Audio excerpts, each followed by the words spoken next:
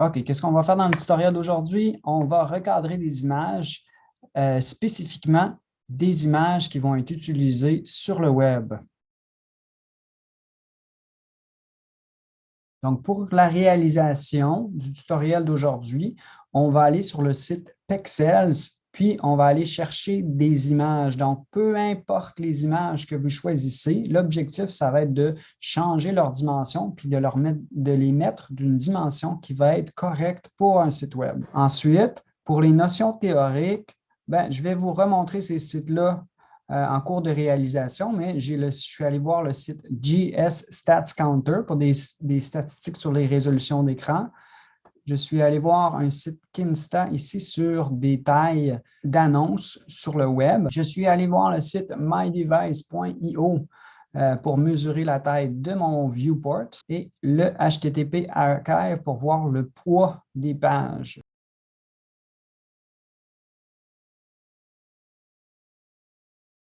Donc, la première chose que je suis allé faire, c'est que je suis allé télécharger une image sur Pexels. Comme je l'ai mentionné, ce n'est pas nécessaire d'avoir la même image que moi. On va se concentrer sur le recadrage, puis changer la dimension de notre image. Donc, c'est quoi le but de ce qu'on fait en ce moment? C'est qu'on veut mettre cette image-là sur un site web, puis on veut que cette image-là ne soit pas trop lourde pour mon site web. Donc, une propriété de l'image qui va avoir une grande incidence sur le poids d'une image, ça va être sa dimension en pixels. Pourquoi c'est important de mettre des images qui ne sont pas trop pesantes sur notre site web? Parce que, évidemment, ça va affecter le temps de chargement ou bien, si c'est mobile, ceux qui payent pour leurs données, ça peut changer aussi, etc. Donc, quand je mets une image pour un site web, de quelle dimension je vais la mettre? Il n'y a pas une seule réponse à cette question-là. Par contre, ce que je pourrais aller faire, c'est d'aller visiter le site qui s'appelle JS Stats Counter. Donc, c'est un site où je vais trouver des statistiques sur les tailles d'écran qui sont les plus utilisées ici. On peut aller filtrer, si on descend un petit peu plus bas, pour l'Amérique du Nord, on peut aller aussi filtrer par le type d'appareil, comme par exemple mobile, où est-ce qu'on va avoir des dimensions très différentes aussi. Évidemment que ça ne sera pas toujours les mêmes valeurs, que ces valeurs-là sont changeantes et que je n'aurai pas une dimension d'image qui sera bon pour tous les appareils. Donc, les différentes tailles d'écran vont demander différentes images. Un autre endroit où est-ce qu'on pourrait trouver des statistiques, ça serait ici entre autres. C'est un site qui s'appelle Kinsta, puis qui nous donne des tailles qui sont souvent utilisées pour des annonces sur Google, sur Instagram, sur Facebook. Donc, quelles sont ces tailles-là? Si vous descendez un petit peu plus bas ici dans le site web, vous allez voir qu'on vous donne des dimensions là, pour des annonces, pour les bannières, etc., etc. OK, donc 468 par 60, 728 par 90, etc. Je vais revenir dans Photoshop. Ce que je vais commencer par faire, c'est que je vais aller dans mes préférences. Donc là, en ce moment, je suis en Mac. Donc, j'ai un menu Photoshop avec les préférences qui se trouvent ici. Si vous êtes par contre en PC, les préférences se trouvent dans le menu édition vers le bas ici. Bon, là, je ne les vois pas, évidemment, parce que je ne suis pas en PC, mais ça se trouverait dans cette zone-là. Moi, je vais revenir ici à Photoshop, je vais aller dans Préférences. Je vais aller dans Unités et règles. Donc, si je clique là-dessus, ce que ça va me permettre de faire, c'est de changer les règles pour mon interface. Puis, qu'est-ce que ça fait, ça? C'est que lorsque vous allez avoir des choses comme des infobulles, ou si vous affichez vos règles, on va avoir le choix pixel par défaut. Moi, ça l'était déjà fait, donc je vais juste recliquer puis je vais dire OK. À ce moment-là, quand mon étape suivante, quand je vais faire affichage, puis je vais aller dire d'afficher les règles, en cliquant comme ça ou en faisant commande CTRL-R, vous voyez que mes règles affichent par défaut ici en pixels. C'est sûr qu'on peut toujours faire un clic droit sur la règle puis aller rechanger ça, mais c'est bien de les avoir ici comme ça, puis pour les infobulles qu'on verra tantôt. Donc ça, c'est la première chose. Ensuite de ça, ce que je vais faire pour ajuster la taille en pixels, c'est faire Image, puis taille de l'image. Je vais cliquer, puis ça va m'ouvrir une fenêtre. Cette fenêtre-là va m'indiquer ce qui se passe dans mon image. Donc, si jamais vos unités de mesure ici ne seraient pas en pixels, je vais aller choisir pixels. Moi, ça m'indique que mon image, pour le moment, fait 3744 par 5616. Puis, c'est beaucoup trop grand pour ce que j'ai besoin. Son poids aussi fait 60 MB, ce qui est probablement beaucoup trop. Donc, ce que je vais vouloir changer, je vais commencer par mettre une nouvelle dimension pour la largeur. Je vais mettre 1920. L'idée, ce n'est pas nécessairement de choisir cette valeur-là puis de toujours avoir cette valeur-là, c'est de comprendre comment je peux changer la valeur puis contrôler. Donc, peu importe quelle valeur de largeur que le client va me donner, je vais être capable de lui répondre puis de lui faire une image qui est de la bonne taille. OK? Donc, on ne va pas trop se concentrer sur cette valeur-là en particulier, mais le fait de pouvoir changer la valeur puis de le faire correctement. Maintenant, si je regarde cette largeur-là, vous allez remarquer que tout de suite en même temps, la hauteur s'est aussi changée. Donc, la largeur puis la hauteur changent ensemble. Ça, c'est ce que je veux. Hein? Je veux conserver les proportions de mon image. Je ne voudrais jamais écraser mon image ou étirer mon image. C'est pour cette raison que Photoshop met par défaut ce petit maillon de chaîne-là, il va être enfoncé, ce qui veut dire conserver les proportions. Remarquez, pour la taille de l'image, on m'indique qu'avant, c'est un fichier de 60 MB, puis maintenant, c'est un fichier de 15 MB. Donc, je vais détruire une portion considérable d'informations pour ce fichier-là. Donc, quand je vais finir toutes mes étapes puis je vais faire sauvegarder, ça va être très important d'en faire une copie. Donc, je vais faire enregistrer sous ou exporter sous pour pouvoir conserver mon image originale et une copie pour le web. Je vais un petit peu plus bas. On parle ici de la résolution. Cette valeur-là n'a pas d'incidence lorsque vous travaillez pour le web. C'est-à-dire que on entend parfois les gens dire que la résolution pour un écran, c'est 72 pixels par pouce, ce qui n'est pas le cas, ce qui n'est plus valable maintenant. En plus, si jamais je mettais une résolution de 72, mais que mon image s'affiche sur l'écran de quelqu'un qui a une résolution beaucoup plus élevée, ben, je n'ai pas le contrôle sur la résolution des écrans de mes utilisateurs. Donc, peu importe ce que je mets ici, ça n'a pas d'importance. Si jamais vous êtes curieux de savoir la dimension de votre écran et la résolution, vous pouvez aller voir un site qui s'appelle mydevice.io. mydevice.io va vous indiquer la dimension. En fait, il faut faire attention, ce n'est pas la dimension de votre écran en tant que tel, c'est la dimension du viewport. Fait que là, en ce moment, moi, je vois la valeur 1440 parce que c'est en plein écran, mais si jamais je changeais la dimension du viewport, qui est la fenêtre à travers laquelle je regarde le web, là, vous voyez que cette valeur-là change. Si je descends un petit peu plus bas dans ce site-là, je vais voir la résolution. Là, en ce moment, je suis sur un Mac qui est relativement récent. Là, je vois 192 comme valeur. Donc, ça pourrait, les résolutions d'écran à 72, ça va être rare que vous allez voir ça. Vous allez voir 96 ou quelque chose de plus élevé, généralement, pour un ordinateur qui est relativement récent.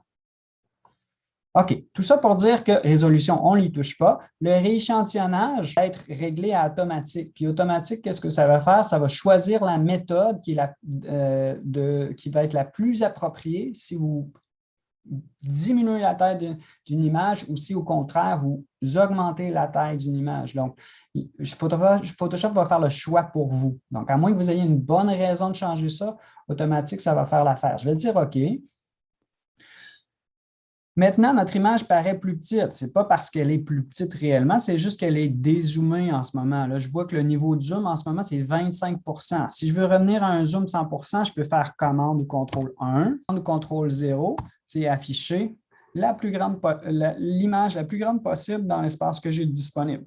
Puis si on regarde ici, là, la règle que ça nous a donné le 0 il est à gauche ici. Puis, ça va jusqu'à 1920.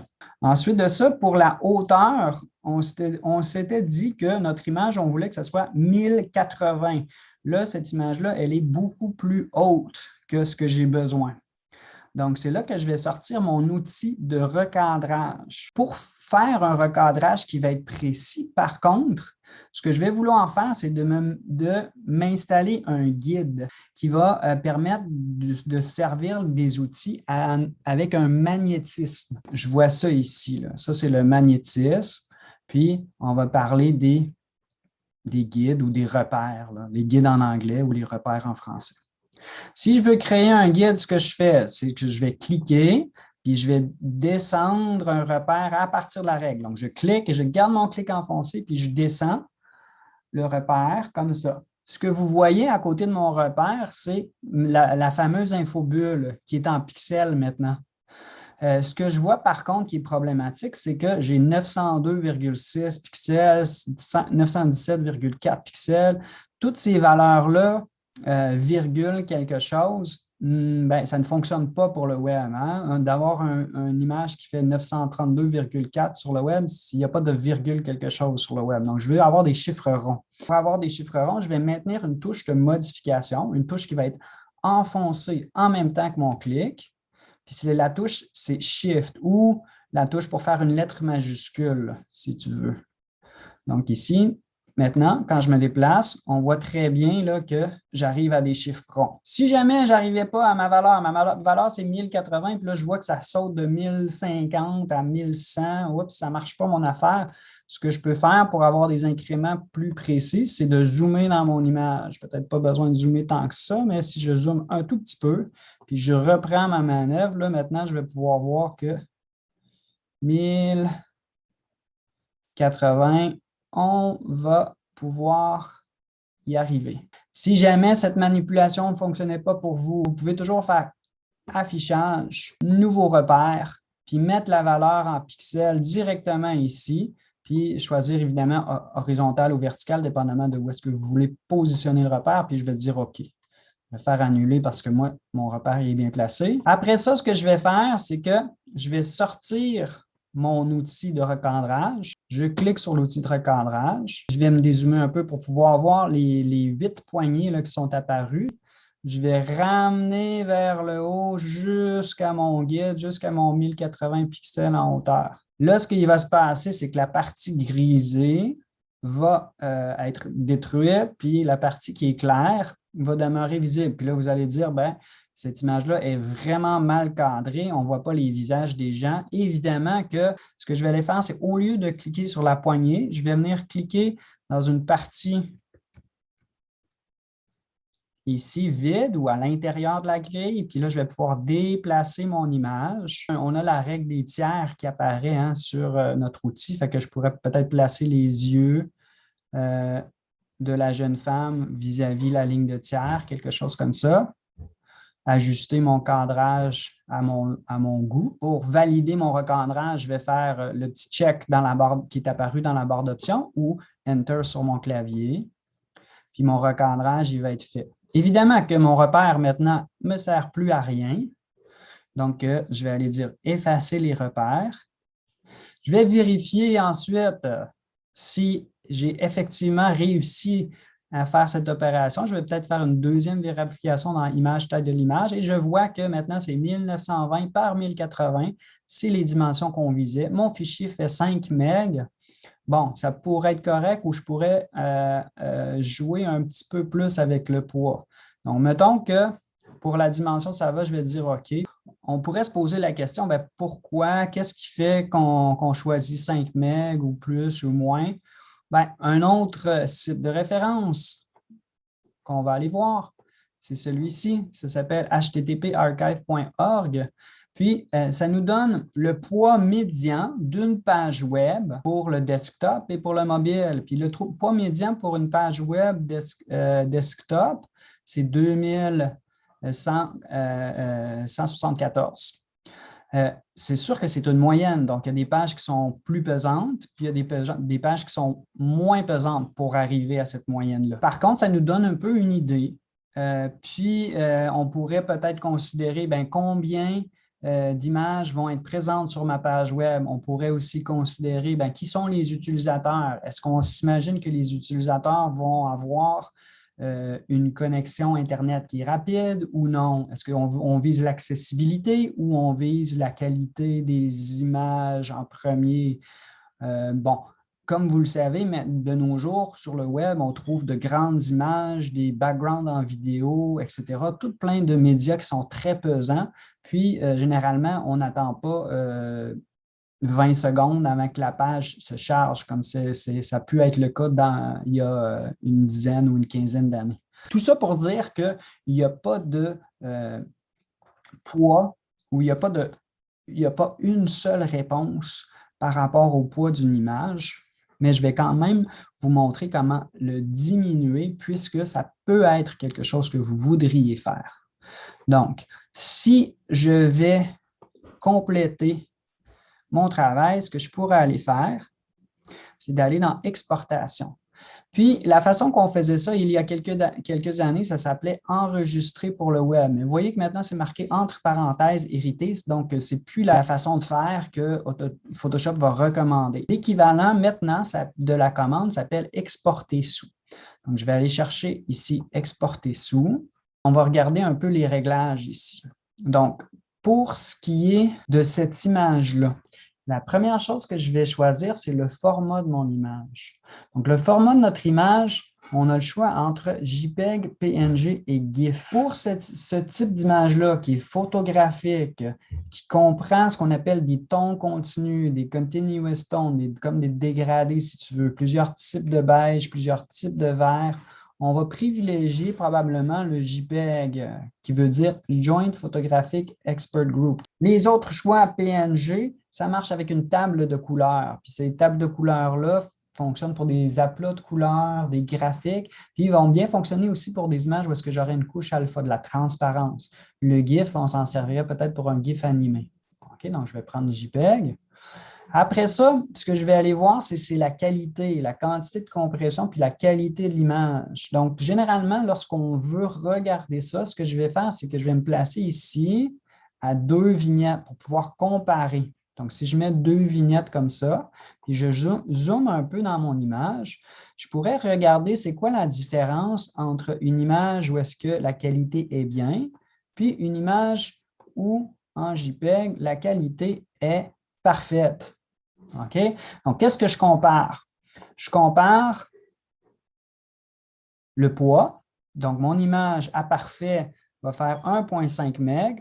Mon image à bien va faire 176 K. C'est quand même une différence qui est importante. Puis, ce que je vérifie quand je regarde la qualité de l'image, c'est un petit peu de pixelisation ou de détérioration des détails. Là, c'est peut-être difficile à le voir sur un tutoriel qui est téléchargé sur YouTube, mais moi, j'en vois une petite différence. Je vais le mettre peut-être pour que ce soit un peu plus évident, à très mauvais. Là, on voit, si je zoome, peut-être ça va être beaucoup plus évident, là, les artefacts de la compression JPEG qui deviennent beaucoup plus apparents dans la barbe, dans l'arrière-plan, etc. Puis là, mon image là, qui fait tout l'écran fait 70K. C'est peut-être trop de compression, évidemment. Donc, je vais faire le choix là, selon mes besoins. Puis, je vais essayer de balancer la qualité de l'image avec le poids. Ensuite de ça, vous avez un champ pour changer la taille de l'image. À mon avis, ce n'est plus le temps de faire ce travail-là quand on est dans cette fenêtre-ci. Même chose pour la zone de travail. La zone de travail, c'est le canvas size, la taille du document sur lequel la photo se trouve. Donc ici, ce n'est plus le temps de changer ça ici. Pour les métadonnées, on pourrait rajouter un copyright. Pour le moment, je vais laisser ça à aucun. Pour ce qui est de l'espace colorimétrique web s'appelle SRVB. C'est ce qu'on a besoin. Donc, peut-être votre espace colorimétrique de l'interface serait à quelque chose comme Adobe 1998. Bien là, je vais le convertir. Est-ce que j'ai besoin d'incorporer ce profil colorimétrique-là? Non, je n'ai pas besoin de le faire. Pourquoi? Parce que ça, c'est déjà le profil du web. Donc, de l'incorporer, ça va ajouter du poids à mon fichier inutilement. Ensuite, ce que je vais faire, c'est que je vais exporter. Je vais le nommer correctement, version web. Puis, je vais appuyer sur enregistrer. Et ça termine ce que j'ai besoin de faire.